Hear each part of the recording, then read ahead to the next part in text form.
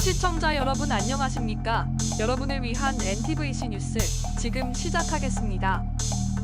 한국과 일본의 사이엔 굉장히 다양한 문제가 얽혀 있다는 것은 전 세계에서 유명한 수준인데요.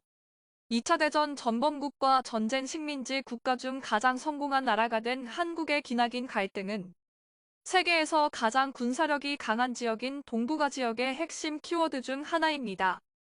특히 과거에 대한 역사 인식 문제, 현재의 독도 영유권이나 후쿠시마 오염 문제 등 올해 초부터 계속해서 문제가 터지고 있습니다.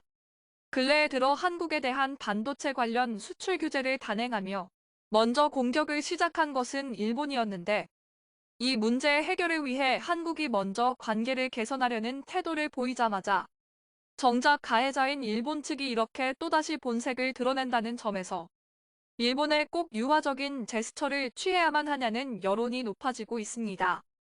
한국이 손을 내밀어도 뒤통수로 보답하려는 일본의 방식, NTVC 뉴스와 함께 알아보겠습니다.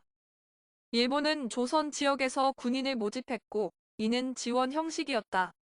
일본의 신규 교과서에서 공통적으로 담겨 있는 것으로 확인된 내용입니다. 이 나라의 모든 초등학생이 배울 사회교과서들이 이렇게 왜곡된 내용을 담고 있는 것은 역사수정주의 주장을 펼쳐온 일본 정부가 본격적으로 나선 것으로 보입니다. 현재 일본 초등학교 사회교과서 점유율 1위인 도쿄서적에서는 6학년 사회교과서에 조선인은 일본군 병사로 징병됐다는 기존의 표현을 일본군의 병사로 참가하고 나중에는 징병제가 취해졌다로 변경하고 다른 부분에도 지원이라는 표현을 추가하는 등 전체적인 어조를 바꾸었습니다. 조선인이 강제적으로 징병된 것이 아닌 일본군에 자발적으로 지원한 것처럼 교묘하게 말투를 바꾸는 것입니다. 점유율인 교육출판의 6학년 교과서에서도 일본군 병사로 징병해 전쟁터에 내보냈다는 설명의 징병을 삭제하는 등 현재 일본 정부의 입김이 닿는 교과서가 어떤 방향으로 가는지 적나라하게 보여주었습니다. 일본 정부는 기존의 강제연행 또는 연행이 아닌 징용을 쓰는 것이 적절하다는 결정을 내린 바 있는데 출판사들이 끌려왔다를 동원됐다 등의 표현으로 바꿔 일본 정부의 의도대로 그 상황을 호도하는 것입니다. 위안부 문제에서는 상황이 더욱 심각합니다. 애초에 이 내용을 교과서에서 가르치지도 않기 때문입니다. 또한 고대사에서 백제나 신라 등 한반도 국가들이 일본에 미친 영향을 크게 줄이고 동시에 외구 침탈, 임진왜란 등 일본이 한반도에 끼친 피해도 의도적으로 축소한 것이 드러났습니다. 역사 문제만 있는 것도 아닙니다. 어쩌면 현실 문제가 더욱 심각할 수도 있는 상황입니다. 지난 2011년 후쿠시마 원전 사고 이래 일본은 방사능 오염 농수산물을 어떻게든 해외로 수출하려 시도 중인데요.